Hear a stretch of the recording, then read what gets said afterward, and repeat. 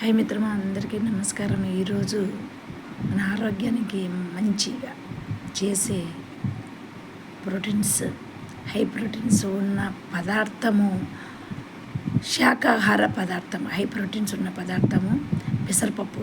ఇదిగిన daily మనము నానబెట్టుకొని ఒక పిడికెడు తినచ్చు. లేకపోతే మనము ఏదైనా వంటలలో కానీ చేసుకొని ఆ పప్పును వాడుకున్నట్లయితే మన శరీరానికి చాలా శక్తిని, ప్రోటీన్స్ను ఇస్తుంది అన్నమాట.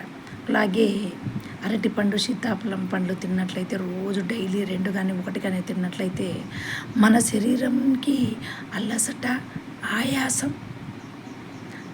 ఆయాసం రాకుండా మన ఆరోగ్యాన్ని మంచిగా చేస్తాయి. ఈ పండ్లలో ఉండే గుణం అది అనమాట. ఈ అరటిపండు, సీతాఫలం పండ్లలో ప్రోటీన్స్ పదార్థాలు ఎక్కువగా ఉంటాయి. మన ఆరోగ్యానికి చాలా మంచి చేస్తాయి మిత్రమా.